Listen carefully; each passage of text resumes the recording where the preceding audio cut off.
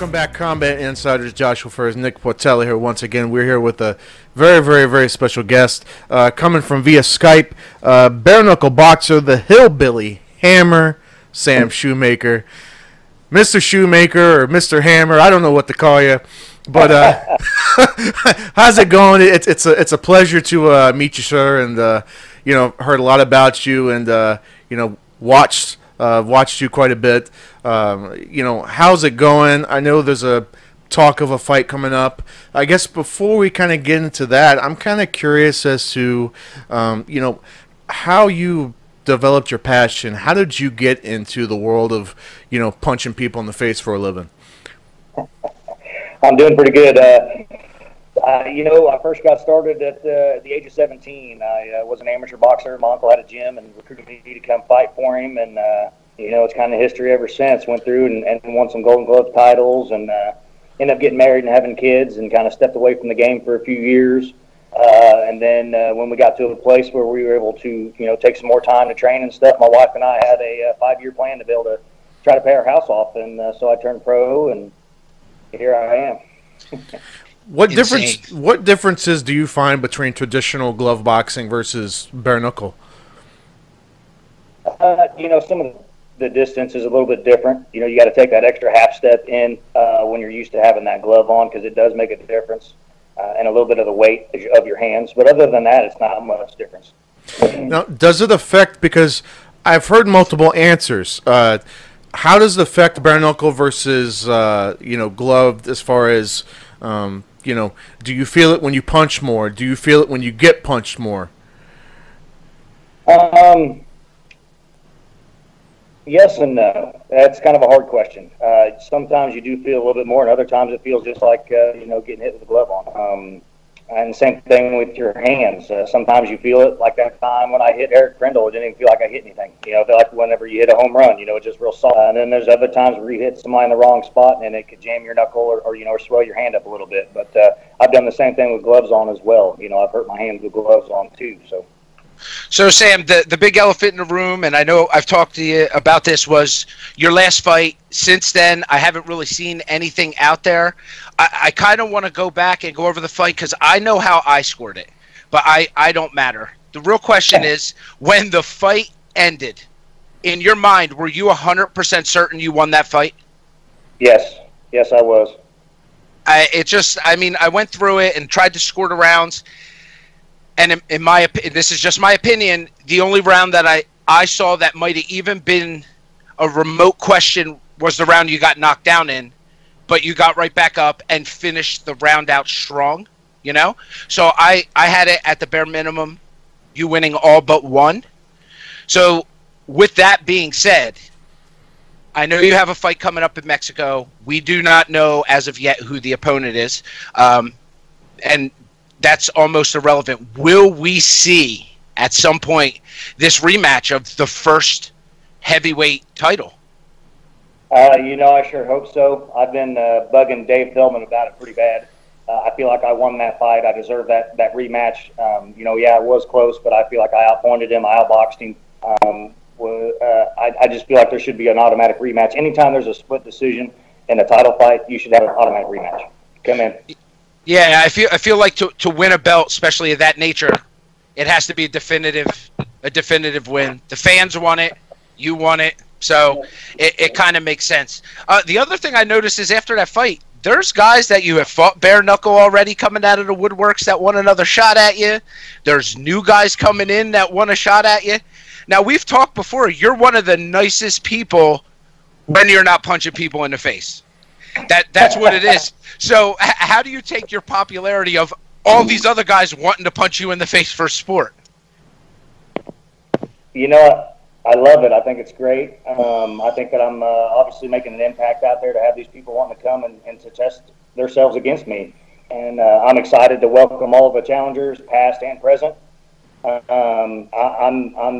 I'm here to stay. I want to be a big part of this thing, ushering this new old sport into the limelight. And I'm not scared. I'm up for a good challenge. I learn, and every time I step in that ring, win or lose, you learn something. So I'm excited to really step up to the plate. I wouldn't mind having a few bigger name fights. I'd like to fight some of the big stars in the UFC or even boxing in a bare knuckle fight. Bring on all challengers. I think we should, have a couple fights of some big names from UFC or boxing for sure. No padded record on this end. No, this man is ready to go. Hey, Sam. So I'm a firm believer when it comes to having just raw power in your punches. I'm a firm believer that you either have it or you don't. Right. Right. You can train all you want to, and yeah, you can get stronger, right? And you can develop your technique. But I think that most people either have it or you don't, and you definitely have it.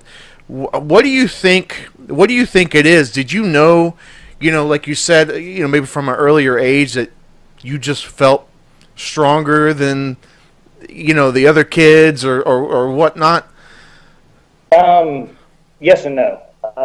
Growing up, I was in a majority of a boy family. We were always competing, whether it be fighting or other sports. Yeah. And I was always at the top of the game in my class in school or anywhere, any kind of pickup game we played at. I was always, one of the top athletes out there on the field, whether it was football, soccer, baseball, wrestling, it didn't matter. And some of that was from the God-given ability of power, whether it be hitting home runs or throwing a football a long ways or throwing a fastball or whatever it was. I was definitely blessed with the ability, from birth. And we saw that in Fight 1. That was the punch heard round the world.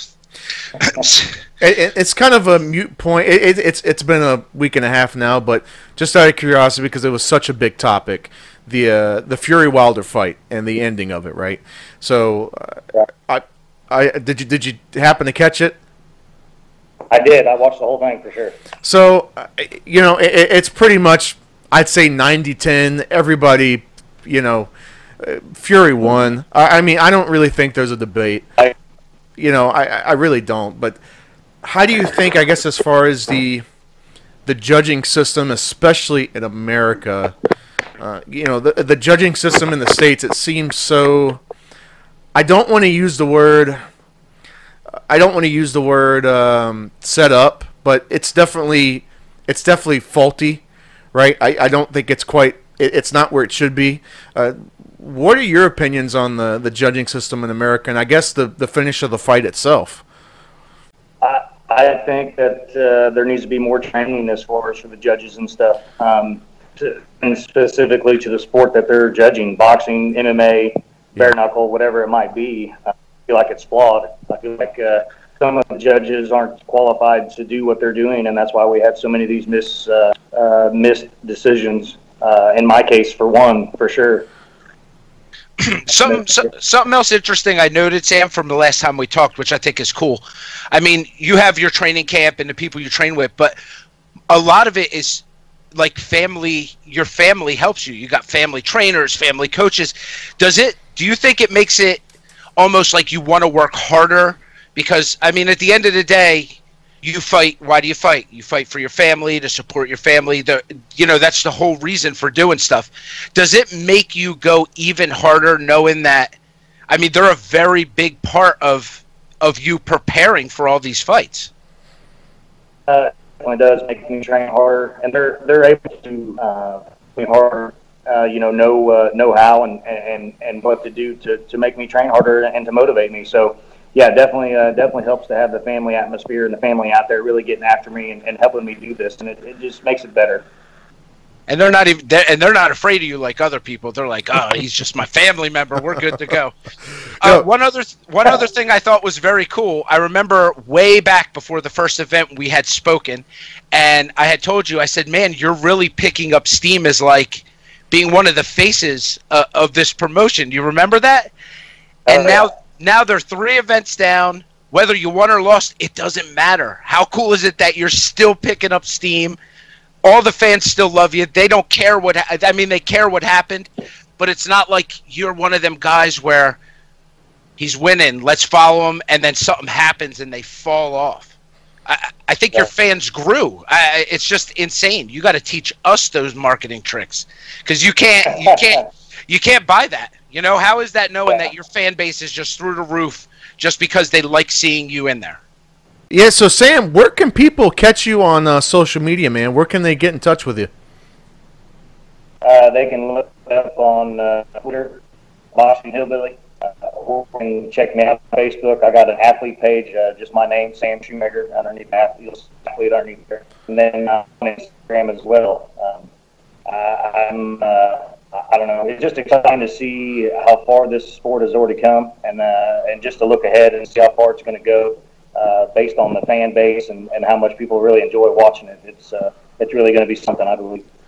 Yeah, 1,000%. I think and me and Nick have talked about this, off camera, that the sport, I think it blew up so fast, right? It was almost, I don't want to use the word overnight, but it just blew up so fast, right? And there's a couple, there's you guys, and then there's the other promotion, but I think it's great for the sport in general, and and you're a huge part of it, Sam. I really think so. You're a huge part of it, and I just want to say on a personal note, if I was ever in the ring and I heard my opponent being announced to the ring as the Hillbilly Hammer, I'm leaving the ring. I'm leaving. I'm leaving. That's all I'm saying.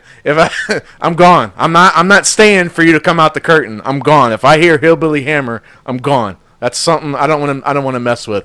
But guys, so check out Sam Shewmaker, the Hillbilly Hammer. Check him out on social media. Send him a message. Send him a like. Give him a follow. Tell him we sent you. And expect big things out of him. So we do know you're gonna fight on the Cancun card. We just don't know the opponent yet. So hopefully that announcement comes soon, and hopefully we can slide back on, and we'll get you. We'll get that announcement out for you, buddy. We'll can't wait.